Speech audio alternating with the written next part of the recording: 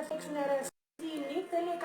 Και η προγιαγιά μου έλεγε ιταλικά υλικά. Και η προγιαγιά μου έλεγε ότι η σωστή ζύμη θέλει 100 φορές με το χέρι. Πρέπει να την γυρίσεις, να την πετάξεις, πρέπει να παίξεις μπάλα. Η ζύμη είναι συνταγή της μητέρας μου και πιο πριν της προγιαγιάς μου και τα υλικά είναι κυρίως πράγματα που έχω σκεφτεί ότι μπορεί να ταιριάζουν μεταξύ τους και να φτιάξουν μια ωραία σύνθεση πάνω στην πίτσα.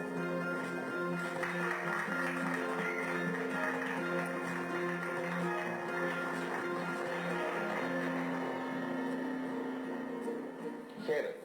Γεια σας, είμαι η Χλόη Ρούσου, είμαι 18 χρονών και ήρθα εδώ για να σας δείξω ότι το να είσαι μικρή δεν σημαίνει ότι δεν μπορείς να μαγειρέψεις. Για πες μας τι θα μας φτιάξεις, Χλόη μου. Έχω φτιάξει σπιτική ιταλική πίτσα και ελπίζω να σας αρέσει. Δεν δουλεύεις κάπου?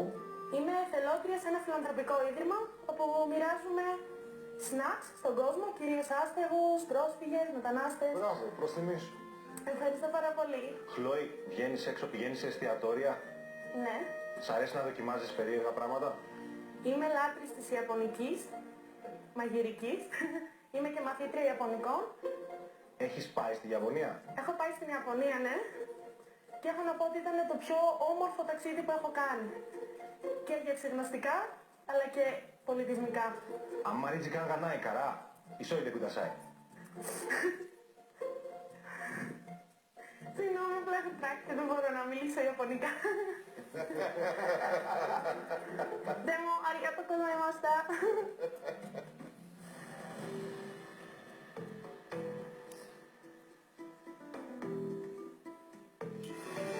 Το πρώτο πράγμα που κοιτάμε σε μια πίτσα είναι τι?